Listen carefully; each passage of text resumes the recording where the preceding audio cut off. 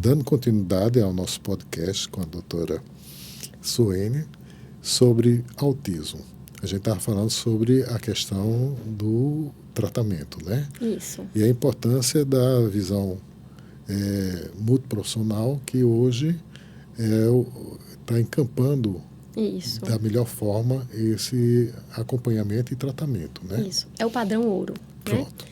É o padrão ouro para o tratamento do autismo e assim a gente fazer com que aquela criança tenha chances de ter um desenvolvimento o mais amplo possível, né? O mais funcional possível. Uhum. É isso que a gente espera.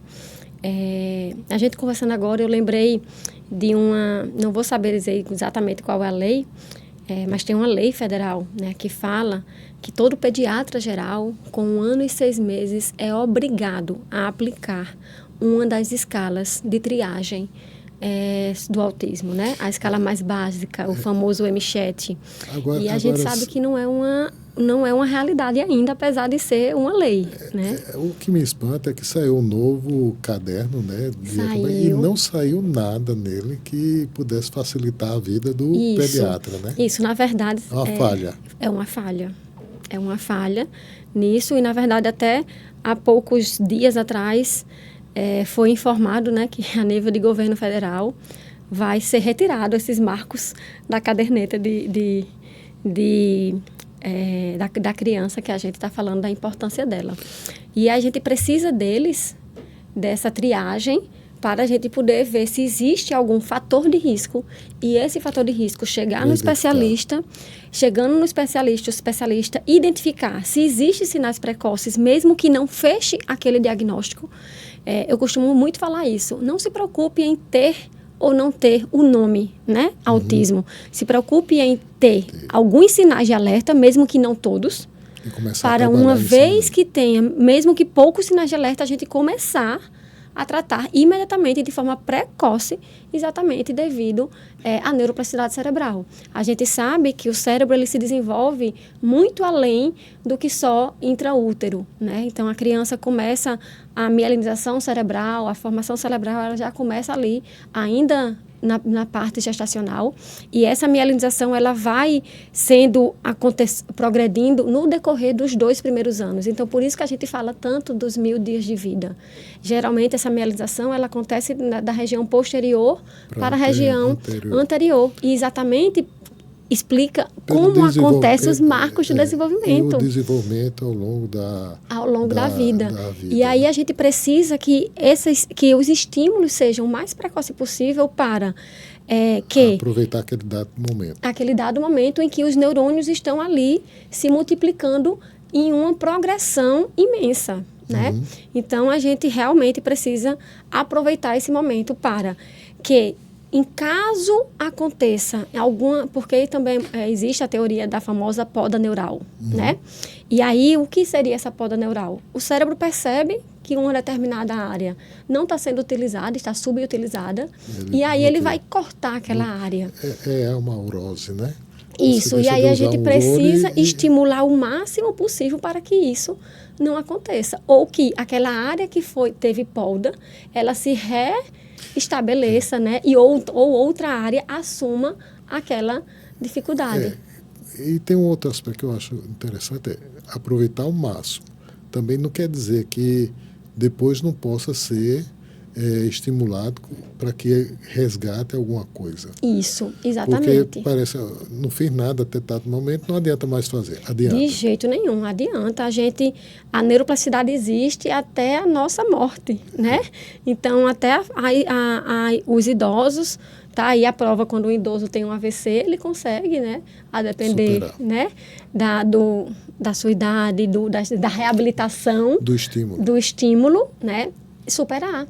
Aí, então, a neuroplasticidade, ela existe independente de idade. Agora, nós sabemos que a velocidade dela acontece... Um aproveitamento maior. Exatamente, nos primeiros 2 anos de vida até os primeiros 5 anos de vida. Então, por isso que a gente quer correr contra o tempo. É uma luta, realmente, uma corrida contra o tempo para garantir que a gente aproveite essa velocidade ampla de desenvolvimento. E, assim, também é importante capacitar pais, profissionais da área de educação. Isso, a psicoeducação que a gente fala, exato. né? Precisa sim. E também os próprios médicos, colegas médicos, né? Sim. Porque eles estão ali em contato. Sim. Uma vez que, por mais que aquele colega médico não seja da área da neuropediatria, não seja da área da pediatria geral, né? Porque os pediatras gerais também trabalham muito com o desenvolvimento, precisam trabalhar, né? Exato. Faz parte da área, né? na puericultura, que é tão essencial na vida, né? De todos nós. E aí, lógico que eles entendem muito mais de desenvolvimento. Mas todo médico, eu acredito que precisa ficar, né? Vigilante, atento sobre isso, porque você vai uma criança vai no oftalmologista. O oftalmologista tem que ver aquele como um todo, né? Não precisa ver só o olho, exato. Entende? Então, se um oftalmologista, mesmo que não seja da sua área, perceber algo, a gente precisa ficar vigilante. Do mesmo jeito que chega uma criança para mim, por exemplo, né? Para investigar um atraso no desenvolvimento e eu percebo então, uma obesidade, eu percebo alguma alteração dermatológica ou com alguma alteração oftalmológica, eu preciso encaminhar. Então, a gente precisa estar em alerta como um todo, independente da nossa área. Então, tem uma visão holística do paciente como um todo e identificar e encaminhar adequadamente esse paciente. Na suspeita, encaminhar sempre para o acompanhamento multiprofissional. Agora, uma pergunta que não quer calar. Sim. Por que meu filho teve autismo? Por que o seu filho teve autismo? O que causou o autismo? Isso. Uma vez que a gente fecha o diagnóstico de autismo, nós precisamos ir buscar a causa, né? Sempre. Então, não só orientar sobre a importância das terapias, não só sobre a importância do acompanhamento periódico neurológico, porque muitos falam isso também, né? Não está fazendo fono, psicólogo, terapeuta ocupacional, não precisa voltar no médico especialista. Precisa, até para a gente saber se ele ainda precisa daquela quantidade toda de terapia, né? Seja menos ou seja mais, e ver as comorbidades. E não vê só isso, vê a efetividade ou não desse tratamento. Se está tão efetivo, ele vai superar, não vai precisar daquela quantidade maior de fono. A intenção nossa não é dar independência, potencialidade, autonomia. Então, a gente precisa que isso aí seja reduzido ao longo do tempo, né?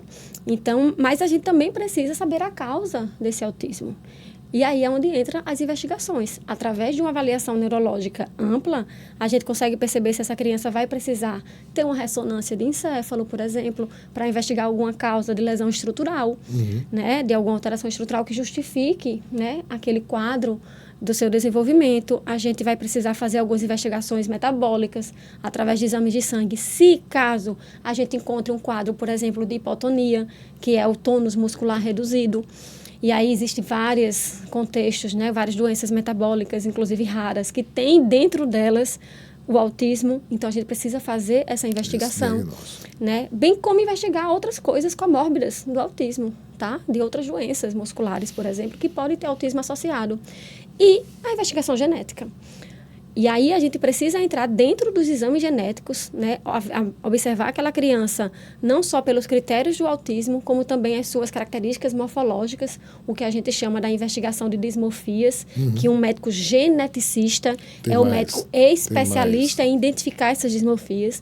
Então, o ideal é a gente também encaminhar essas crianças que, uma vez fechado o diagnóstico, a gente encaminha para o geneticista fazer essa investigação de dismorfias e, uma vez identificando, triar para determinada síndrome genética, bem como fazer todo o aconselhamento genético daquela família. E também até o heredograma para identificar, talvez, outros casos. Exato, outros casos. E aí, ou a chance de vir outros casos naquela família, né? Aquele pai, aquela mãe que tem a intenção, a pretensão de aumentar a família, mas tem a insegurança natural de como seria isso. Né? E uma coisa assim que é interessante, que a maternidade às vezes está sendo postergada para um segundo momento. A prioridade hoje, que é comum, principalmente uma classe que tem um intelectual maior, ela quer estabilidade e deixa para ter os filhos mais com uma certa idade. Isso pode influenciar de alguma forma? Sim, os últimos estudos mostrou que existe sim essa relação da idade materna e paterna, tá? Do mesmo jeito que em várias outras, né, doenças, principalmente do ponto de vista genético, as trissomias, por exemplo, né? A famosa trissomia do 21, que é a síndrome de Down. Não. A gente sabe que tem essa relação. Então, a mesma explicação em relação ao autismo, né? Mas, em relação a essa parte de idade materna e paterna, quanto ao autismo especificamente, a gente sabe que a relação da idade paterna acima influencia mais do que a idade materna. Até para desmistificar um pouco. Isso, porque sempre acaba sendo a culpa da mãe, né? Não tem jeito. Mas nessa parte não é, hein? E infelizmente, eu acompanhei crianças portadoras de necessidade e é impressionante como essa questão da culpa causa um bloqueio e uma dificuldade de superar. Isso. A mulher tem ao longo do tempo, o machismo predominante, ela começou cultural, né? Exato. E aí ela começou a assimilar isso. E isso vem desmistificar que, pelo menos particularmente em relação ao autismo, ela de certa maneira, ela pode ter uma certa autonomia para acompanhar o filho de maneira mais tranquila, sem culpa. Exato. E a importância, sim, essa investigação genética é bem como de todos os fatores de risco, né?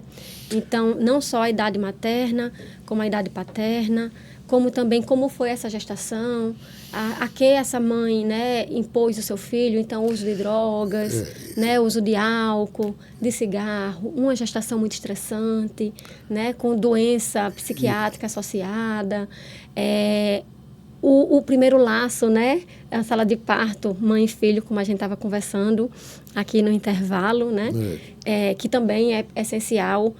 O uso, né, indiscriminado que nós temos hoje das telas e que isso interfere e prejudica extremamente. Não só a criança com autismo, porque eu não sei se é comum, mas eu observo com certa frequência como uma tentativa de tranquilizar a criança, dá ela para manusear uma tela. Isso. Eu acho que agrava mais a situação. Agrava mais. Independente do autismo, né? A gente acaba conversando muito mais sobre o neurodesenvolvimento de uma maneira geral. E até comum, assim, muitas vezes chegar crianças com suspeita, né, de autismo, e eu sempre faço essa pergunta: como é as telas? E aí não é incomum encontrar que aquela criança tem telas desde 2 meses de vida. Eu fiz, nossa, ele nem conseguia ver ainda, né? Vai interagir a com visão um ser humano? Nem estava ali 100% efetiva, não conseguia nem identificar direito, né? Que a gente sabe que a visão primeiro é embaçada, depois identifica o preto e o branco, né? Depois o colorido.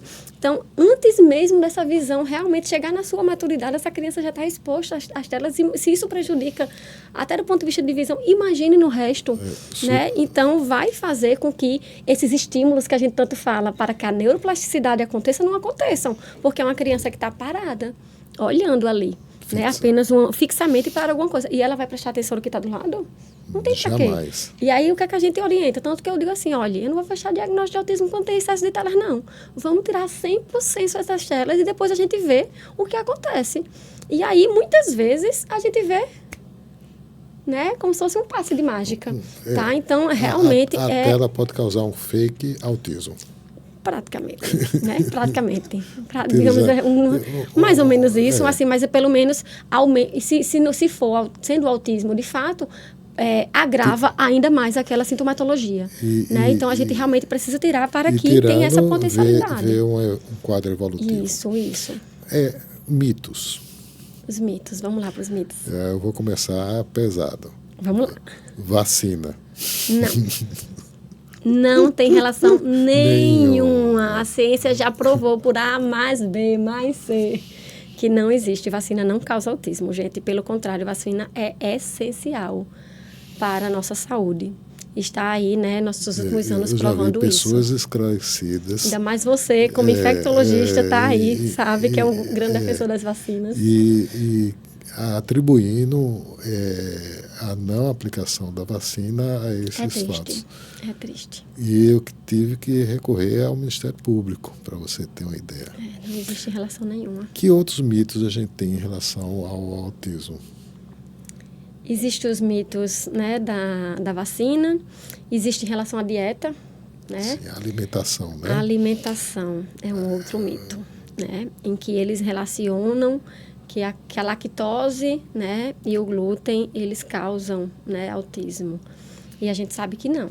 Né?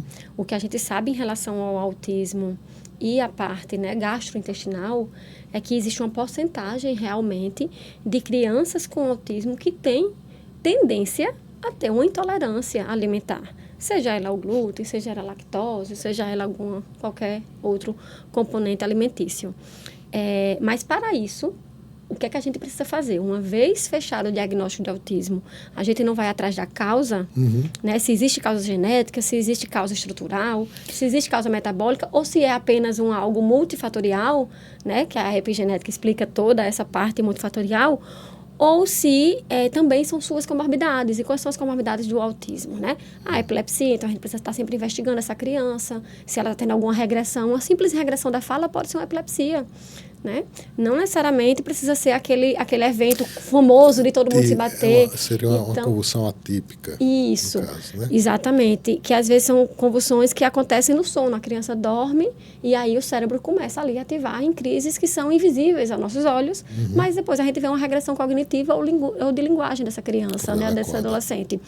Bem como os sintomas gastrointestinais. Então, toda criança autista precisa ser reavaliada periodicamente pelo médico especializado, né, de preferência com uma boa residência médica, uma vez que a gente sabe, né, aí que essas especializações não são contemplam, né, não contemplam de maneira satisfatória essa visão. E aí a gente vai investigar de maneira periódica se existem sinais sutis, né, de epilepsia, sinais sutis de transtornos do sono, que são outras comorbidades, alterações psiquiátricas outras, né, de outros transtornos psiquiátricos, tá?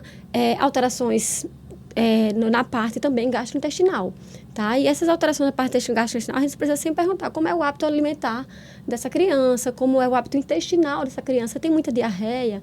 É uma criança com prisão de ventre, né? Com uma constipação importante? Então, a gente precisa também lançar mão desses termos. Está relacionado à seletividade alimentar. E não necessariamente a uma intolerância, mas precisa ser investigada, né? E aí, uma vez a gente desconfiando, vamos encaminhar aqui para um gastro, né? Para um gastropediatra, que saiba identificar, ou um alergologista, né? Que saiba identificar aquilo ali. E uma vez comprovado, aí sim, a gente deve tirar aquele, né, alimento. Mas não sendo comprovado, e aí vem os mitos. Não, doutora, não comprovou, mas eu tirei a lactose do meu filho e ele melhorou. E aí eu costumo dizer assim, gente, nós hoje vivemos num mundo extremamente industrializado, né? Em que tudo tem muito condimento e são alimentos inflamatórios de uma maneira geral. Os nanoplásticos. Isso. Então, a gente precisa tentar ter uma alimentação mais saudável possível. Outro aspecto importante é a questão relacionada à medicação, o uso de medicamentos. Sim. Como é esse uso de medicamentos? O uso de medicamentos ele só é realizado apenas quando existe uma dificuldade na evolução daquela criança. Então, a criança começou a terapia e não está evoluindo de maneira satisfatória. Ou a criança está tendo muitas regressões, a gente vai investigar as causas dessas regressões para poder dar o tratamento adequado. Então, a gente não usa uma medicação para cura do autismo, né, para controle do autismo ou para a evolução do autismo. A gente usa medicação apenas para a melhora dos sintomas, né, que está comprometendo aquela criança, aquele adolescente, aquela pessoa, e assim as terapias poderem funcionar e serem mais efetivas. Para concluir, infelizmente a gente tem um horário. Qual a mensagem que deixaria para os pais de perspectiva, de futuro, de mudanças na área do autismo? Então, as perspectivas são ótimas. Eu acho que a gente precisa estudar mais, aprender mais um com o outro, ser empático mais um com o outro, fazer essa corrente toda terapêutica acontecer da maneira mais efetiva, para que assim a gente consiga essa potencialidade, porque diagnóstico não é destino. Né? E a gente precisa realmente focar no potencial de cada criança da melhor maneira possível. Muito obrigado pela sua participação. Agradeço. Obrigada também pela oportunidade. E aguardamos outra oportunidade de conversar sobre outro tema. Será muito um obrigado. prazer. Tchau.